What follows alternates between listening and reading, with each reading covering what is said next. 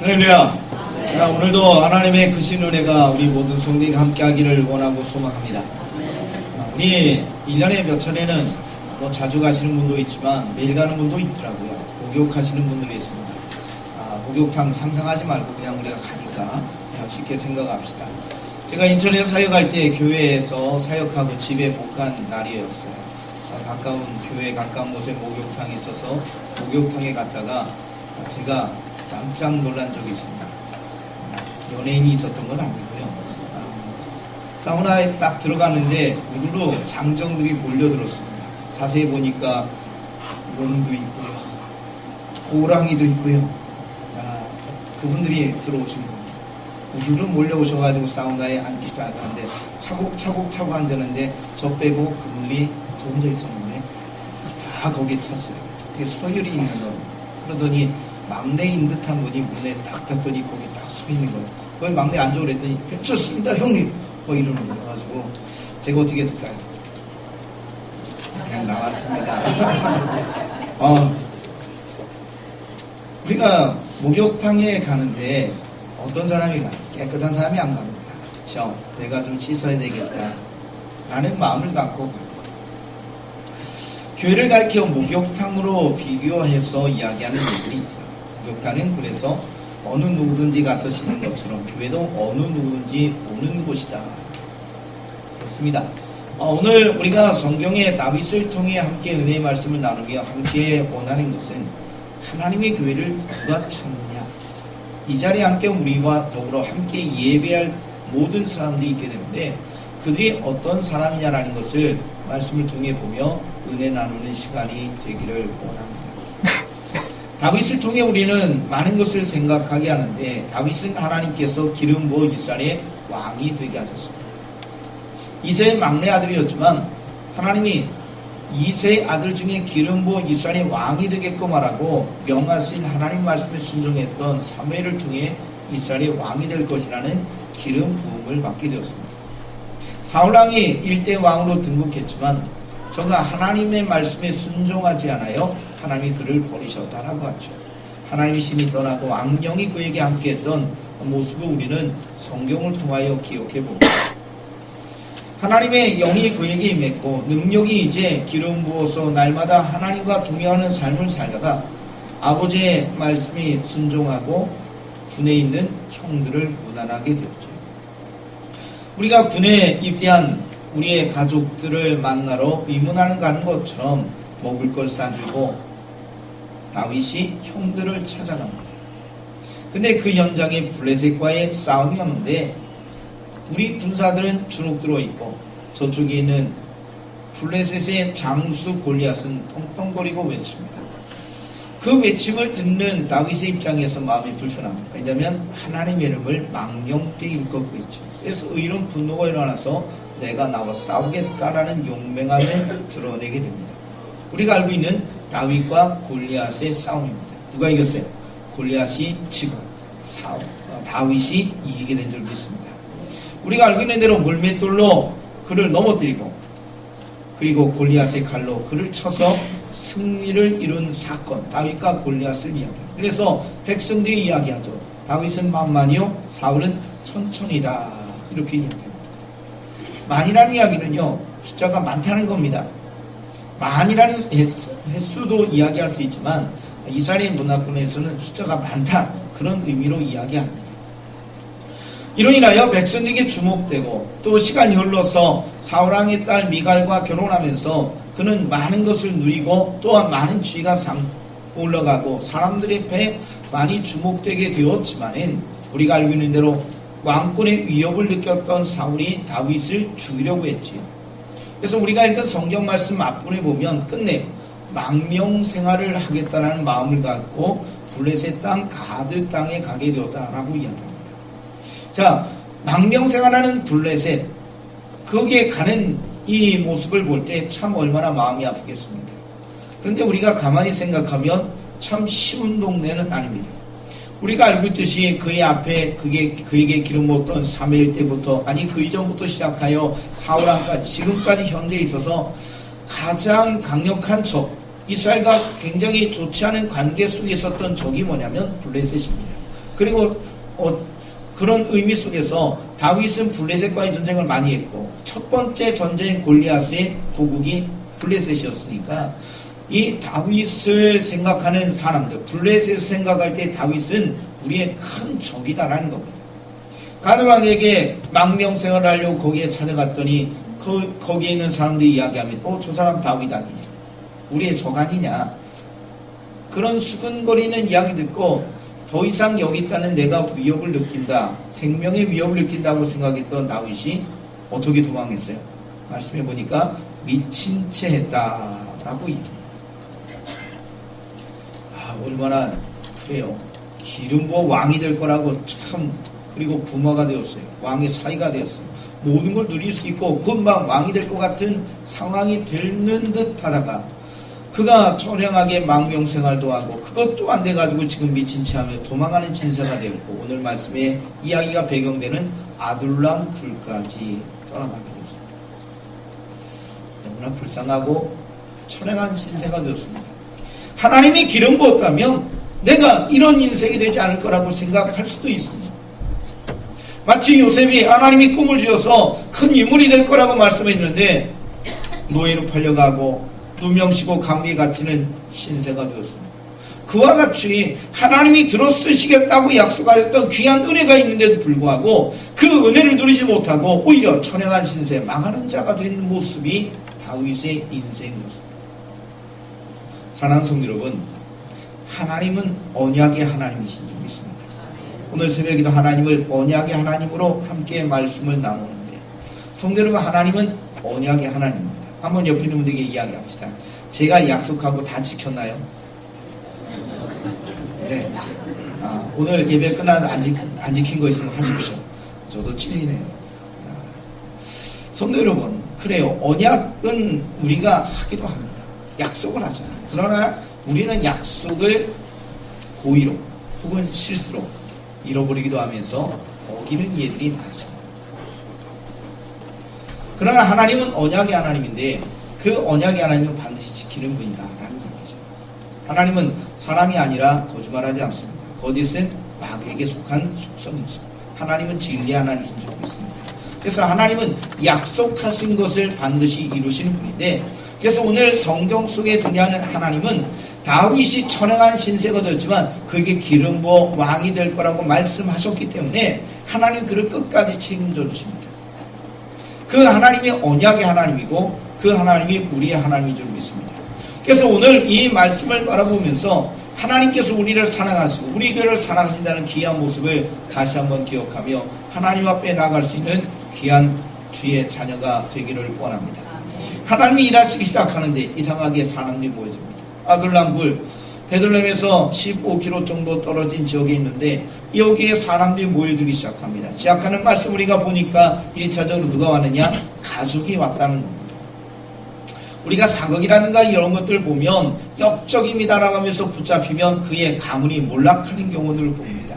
붙잡혀가지고 노예가 되기도 하면서 안타까운 처량한 신세가 되는 이야기들을 우리가 간혹 보게 되는데, 다윗이 몰락하는 인물이 되면 결국 그의 아버지 이새부터 시작하여 그의 형제들이 다 같이 몰락하는 신세가 될 수 있으니, 그래서 이 위급한 상황 속에서 가족들이 아둘람에 피해 있다는 다윗의 이야기를 듣고 그 가족들이 아둘람 굴로 찾아왔다라고 말씀의 이야기가 되어집니다.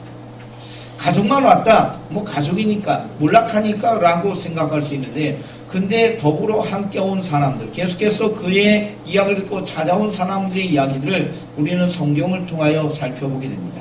자, 그들을 향하여 2절에 보니까 환난당한 모든 자, 빚진 모든 자, 마음이 원통한 자다라고 이야기를 합니다. 사울왕의 치대 속에서 하나님 앞에 경건하지 못하고 불의를 행하고 욕심에 끌려 백성을 통치했던 사울 앞에서 정치적으로 고통을 당하고 경제 위협을 느끼며 가음이 몰락한 인생, 여러 가지의 상황 속에 마음의 상처를 받은 많은 백성들이 생기기 시작했는데, 그들이 오늘 말씀해 보니까 아둘람 굴에 있는 다윗을 찾아왔다라는 겁니다. 내가 여기 있으니까 나에게 오십시오 라고 이야기하지 않았어요. 소문을 듣고 나도 어려운 인생, 처량한 인생, 여러 가지의 위기를 느끼는 인생이 되었기에 이제 사울의 압박과 어려움 속에 있었던 그들이 다윗을 찾아 아둘람군에 찾아오게 되었다라는 얘기입니다. 근데 그들의 숫자를 400명 가량이 되었다라고 말합니다. 하나님은 사람들을 보내주셨어요. 하나님은 다윗이 처량한 진세가 되었는데 그에게 사람을 보내주셨어요. 근데 이만 보내주시려면 능력 있는 사람, 지혜가 있는 사람, 군사적으로 용맹한 사람, 물질도 가진 사람, 그래서 자기가 기름 부어 왕이 될 거니까 왕이 될 수 있는 모든 걸 도울 수 있는 사람들을 보내줬으면 좋겠는데 한결같이 도망자 신세가 된 사람, 가슴 아픈 사람, 처량한 사람, 억압받는 사람, 무너진 사람들을 보내주셨어요. 성도 여러분, 근데 하나님은 놀랍게도 누구를 통해 일하셨느냐? 이 400명을 통해서 다윗을 세우셨다는 거예요. 우리가 볼 때는 이 저들은 아무것도 할 수 없어요. 그러나 하나님은 이 400명을 통하여 왕이 되게 하셨고 통일 왕국의 왕이 되게 하시고 큰 제국을 이루는 놀라운 왕이 되게 하셨습니다. 헤브론에서 왕이 되고 예루살렘에서 모든 지파의 통일 왕국의 왕이 되고 주변의 블레셋과 주변의 나라들을 점령하면서 아람을 점령해서 큰 제국을 이루는 강력한 왕권을 발휘할 수 있는 왕이 되게 하셨는데 그 놀라운 일들을 누구를 통해 하셨느냐? 오늘 본문의 말씀에 등장하는 400명 가량을 통해 일하셨다라는 것입니다. 우리가 주님의 말씀의 비유에 등장하는 이야기들을 봅니다. 왕의 아들이 혼인잔치에 보게 되면 거기에 사람들을 초청하죠. 1차 초청의 대상은 쉽게 이야기하면 신분과 능력과 모든 것들이 갖추어진 사람들입니다. 그만큼 이제 왕의 아들이 혼인잔치니까 자격이 되는 사람들이겠죠. 그런데 그들이 한결같이 가려고 하지 않았습니다. 의도했다는 이야기예요. 내가 바쁘니까는 핑계를 댔지만 마음이 내키지 않아서 왕의 아들의 혼인잔치에 참여하지 않습니다. 그리고 나서 이제 두 번째 초청을 하는데 두 번째 초청자는 자격이 없는 사람이에요. 그냥 만나는 대로 길로 나가서 그냥 만나는 대로 사람들 불러모아 빈자리를 채우라라고 이야기하셨습니다. 자, 첫 번째는 자격 있는 사람이었어요. 그러나 자격 있는 사람은 거부했습니다. 그러나 두 번째 부른 사람들은요, 자격이 없는 사람이었습니다. 근데 중요한 것은 뭐냐면 예복을 입어했다는 거예요. 예복을 입은 사람은 잔치에 참여했고 그 중에 예복을 입지 않은 사람이 있어서 구제함을 받고 쫓겨났다라고 성경은 우리에게 이야기하고 있습니다. 중요한데 예복은 누가 준비하느냐? 주인이 준비하는 거예요. 왕이 준비하는 거예요. 아니 지나가다가 붙잡아가지고 빨리 오라고 잔치에 오라고. 근데 가다가 일하다가 밥 매러 간 사람이 어떤 일하는 사람이 예복을 준비하겠습니까? 그냥 왔더니 예복이 준비가 된 거죠. 그래서 그 예복은 예수님의 십자가의 은혜 아니겠습니까? 천국은 하나님 나라 가는 것이고요. 하나님 나라 가는 자는 예복을 입어야 되는데 십자가 은혜를 경험하게 되는 것이라는 겁니다. 어느 누구든지 올 수 있습니다. 그러나 하나님의 은혜를 경험할 때 그들은 변화가 일어나고 하나님의 강력한 임재를 경험하며 인생의 삶의 은혜를 경험하게 됩니다. 오늘 본문의 말씀에 등장하는 이 무리들 지금 부족합니다. 연약합니다. 정말로 아무것도 아닙니다. 다 잃어버렸습니다. 처량한 신세가 되었습니다. 도망자 신세. 아니 다윗 자체부터 나는 더 이상 왕이 될 거라고 기대할 수 있는 상황이 아니에요. 사울왕은 90다음 자기를 찾아 죽이려고 하고 망명하는 곳에서도 나를 받아주지 않으니까 미친 척하며 도망하는 진세가 된 다윗 입장에서 어디 가겠습니까? 그래서 인적이 드문 아둘람굴로 숨어 지내게 됩니다. 그런데 하나님은 사람들에게 소문이 나게 하시고 여기에 사람들이 모여들게 하시고 함께 하셨는데 그들도 비슷한 신세가 되어 능력이 없어요. 자격이 없어요. 그런데도 하나님이 그들을 통해 일하셨어요. 여기 사극도 이야기하는데 사극과 여러 가지 상을 보면 나라를 세울 때 개국공신이라고 하는 사람들은요 많은 지혜가 있어요. 많은 능력이 있어요. 그런데 오늘 본문의 말씀에 나라를 세우기 위해서 큰 힘을 발했던 400여 명의 무리들은 동일하게 자격이 없는 인물들이었습니다. 그런데 시간이 흘러갑니다. 저들을 통하여 주목된 인물로 등장하기 시작합니다. 요압도 등장하고 성경에 다윗을 도와서 강력한 제국을 만드는 데 힘을 발했던 인물들이 이 400명을 통하여 등장하기 시작합니다. 우리가 알고 있듯이 솔로몬 그의 아들까지 이어지는 시대 속에서 다윗 이어서 그의 아들 솔로몬 시대까지 시위 대장이 하면서 그를 돕고 있었던 무리들을 보면 블레셋이라든가 이방 나라 사람들이 있는 것을 기억합니다. 자, 그러니까 다윗에게는요, 귀한 사람들을 많이 하나님이 보내주셨는데 이방인들까지 다윗에게 붙여주셔서 그를 친위대로 그를 몸을 보호하는 인물로 세울 정도로 믿을 만한 사람으로 세웠다. 그것이 그의 아들 솔로몬 시대까지 이어지는 것을 우리는 기억해 보게 되죠. 성경에 등장한 이야기를 보니까 참 놀랐습니다. 자격이 없어요. 이스라엘 사람들이 유대인들인데 유대인들이 아닌 이방인들은 정말로 개 취급하고 사람 취급하지 않는데 오히려 그들을 사용하실 정도로 다윗에게 큰 은혜를 주셨다라는 이야기를 우리는 성경을 읽어가며 찾아보게 됩니다. 하나님은 우리 교회는 누가 와야 되느냐 라는 이야기. 우리 교회에 찾아오는 무리들은 누가 되느냐라는 겁니다. 우리는요, 사람을 구분하기도 합니다. 나누기도 합니다. 교회 올 사람, 교회 못 올 사람. 그런데 성경은 어느 누구든지 온다는 이야기. 물론 교회 안에 와서는 안 될 분이 있죠. 교회 이단에 와서 파괴시키려고 교회 성도를 흔들어 놓으려고 하는 분들은 들어오서는 안 됩니다. 그래서 저 밖에 신천지라든가 이단들은 들어오지 말라고 붙여놨죠. 그러나 이단에 있었지만 예수 그리스도의 은혜 아래로 돌아오려는 회심한 분들은 누구나 와도 좋습니다. 한번 옆에 있는 분들에게 이야기합시다. 어느 누구나 불러옵시다. 그래요. 교회는요, 어느 누구나 오는 것입니다. 돈이 있거나 없거나 지식이 있거나 없거나 능력이 있거나 없거나 어느 누구든지 오는 것이 교회라는 이야기입니다. 성경을 해서 우리에게 말씀합니다. 로마서의 모든 사람이 죄를 범하였음에 하나님의 영광에 이르지 못한다라고 이야기하고 있죠. 여러분에게 묻습니다. 여러분은 죄인이신가요? 저도 죄인이라고 고백합니다. 그러나 의인입니다. 이것이 우리 믿음의 성도의 삶의 모습입니다. 죄인이지만 의인입니다. 왜냐하면 주님께서 죄인이라고 이야기하셨죠. 그러나 십자가의 은혜를 통해 우리의 죄사함 받고 하나님의 자녀로 삼으신 의인이 되었다. 칭의라고 이야기합니다. 의인으로 인정하신 것입니다. 죄인입니다. 이 땅에 있는 모든 사람이 죄입니다. 교회 밖에 있거나 교회 안에 있거나 모든 사람이 죄인입니다. 그런데 그 죄인들이 하나님의 성전에 나와서 하나님의 은혜 가운데 거하게 됩니다. 어떤 분이 그런 이야기를 했어요. 교도소를 세우는 것보다 교회를 세우는 것이 세상을 변화시키는 데 큰 힘이 됩니다. 교도소는 누가 갑니까? 교회는 누가 갑니까? 다시 묻습니다. 교도소는 누가 가요? 죄인이 가요. 교회는 누가 가요? 아닌 듯하게 하지 맙시다. 좀 전에 이야기했어요. 우리 다 죄인이랍니다. 다시 묻습니다. 교회는 누가 가요? 죄인이 가는 거예요. 네. 의도는 다를 수 있죠. 그런데 동일하게 다 죄인이라는 거예요. 교도소에 가는 사람도 죄를 져서 가는 것이고요. 교회 오는 사람도 죄를 져서 교회 가는 거예요.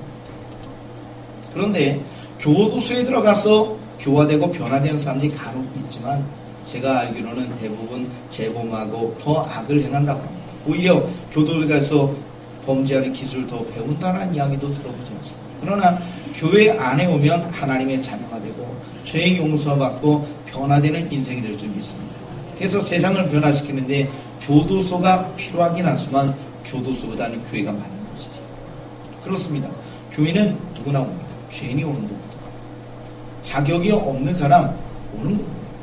뭐 교회 오는 게 무슨 자격이 필요하겠습니까? 어느 누구든지 올 수 있는 것이죠. 오늘 다윗에게 함께했던 인물들을 보면서 우리는 하나님 앞에 너무나 감사합니다. 우리는 여기에 나온 대로 원통한 자가 됩니다. 여기에 나온 대로 마음 상한 자가 됩니다. 여기에 등장하는 인물대로 오늘 우리는요 빚진 자가 됩니다. 우리는 자격이 없어요. 아무것도 없어요. 그러나 하나님이 우리를 부르시면 너무 감사합니다. 이제 우리가 뭘 해야 되느냐? 교회 밖에 나가서 이런 사람을 봐야 돼요. 원통한 자, 빚진 자, 마음 상한 자를 봐야 됩니다. 그리 고통과 어려움 속에, 죄 속에, 허물 속에, 아니면 자신의 어떤 삶 속에, 위기 속에 있는 사람들을 바라보면서 우리가 하나님의 은혜 속에 일어났던 것처럼, 하나님이 도우시는 성령의 역사 속에 예수의 십자가 은혜를 통해 일어났던 것처럼 그들이 세워질 수 있는 거룩한 은혜를 함께 이루어가야 합니다. 그것이 바로 전도죠. 우리가 그래서 지금 전도 훈련도 함께 하고 있고, 또 저기 박영 목사님께 지난주도 은혜 주셨지만 오늘도 은혜를 베풀어 줄 거라고 믿습니다. 오늘도 우리가 훈련받고 은혜 가운데 세워져 하나님 앞에 헌신하게 될 터인데, 이런 일들을 왜 하느냐? 우리가 뭐 이미 경험했습니다. 죄인이지만 주님의 은혜 속에 교회 와서 하나님을 만나고 주님의 십자가를 통하여 구원받아 의인으로 인정받은 하나님의 자녀가 되었으니 우리가 그 은혜를 경험하면서 이제 교회 밖에 있는 사람들이 죄 가운데 무너지고 허물 가운데 무너지고 고통과 어려움과 가난함과 고통과 핍박과 어려움을 당하는 모든 사람들이 하나님 앞에 나올 수 있는 거룩한 은혜가 될 수 있으니 여러분들이 이제 그 일을 하셔야 합니다. 교회는 차별이 없는 게 맞아요. 교회 안에 어느 누군지 와서 하나님의 은혜 속에 구원받는 백성이 되는 것이 맞습니다. 성경은 오히려 힘 있는 자가 아니라 힘 없는 자, 가난한 자, 아파하는 자, 마음 상한 자, 고통당하는 자가 하나님의 성전에 올 수 있다고 합니다. 사실 나의 의를 드러내는 사람은 예수님 앞에 올 수 없습니다. 내가 죄인입니다, 내가 부족합니다라고 느끼는 사람이 주님 앞에 나와 죄사함 받고 은혜 받고 세워지는 귀한 은혜를 우리가 경험하고 있으니 우리 주변에 있는 사람들에게 그렇게 이야기할 수 있습니다. 성도 여러분, 여러분들을 통하여 하나님의 구원의 역사가 여러분에게 증인으로 세워져서 여러분이 이미 경험하셨다면 이제 우리가 교회 밖에 있는 사람들에게 이 귀한 은혜의 말씀을 전하기를 바랍니다. 교회 밖에 고통당하는 자, 교회 밖에 빚진, 교회 밖에 마음 상한 자들을 불러보시고 그들을 주의 성전으로 인도하실 수 있는 거룩한 은혜가 되기를 바랍니다. 교회는 목욕탕이라고 이야기하죠. 어느 누구니 와서 주님의 십자가의 보혈로 씻으면 됩니다. 하나님은 오늘 우리에게 이야기합니다. 사람들은 부족합니다. 그러나 그를 통해 일하십니다. 하나님은 그들을 세워주십니다. 오늘 이 자리에 있는 우리를 통하여 교회 밖에 있는 귀한 영혼들을 통하여 하나님의 나라가 확장되고 하나님이 기뻐하시는 일을 이뤄나가시기를 간절히 소망합니다. 기도드리겠습니다. 주님께서 오늘 우리에게 함께 하신 대로 믿음으로 주 앞에 나가기를 원합니다. 다윗이 왕이 될 듯 하다가 처량하게 도망하는 신사가 되었습니다. 심지어 미친 체하며 도망하는 처량한 삶이 되었습니다. 그런데 하나님이 그에게 은혜를 주셔서 사람들을 모이게 하셨습니다. 그 무리들이 부족합니다. 연약합니다. 그러나 그들을 통해 하나님이 일하신 것을 봅니다. 환난을 당하고 빚을 지고 마음이 원통한 사람을 통하여 하나님이 그들에게 은혜 주시고 지혜 주시고 용맹하게 하셔서 나라를 세우는 귀한 일을 이루어가게 하신 것을 바라봅니다. 주님, 교회는 이러한 사람이 옵니다. 마음 상한 자가 옵니다. 빚진 자가 옵니다. 환난 당한 자가 옵니다. 그들이 주님을 만나서 회복되고 주님을 만나서 은혜 가운데 거하며 하나님이 기뻐하는 나라를 이루어갈 수 있도록 은혜 베풀어 주옵소서. 예수님의 이름으로 기도드리옵나이다.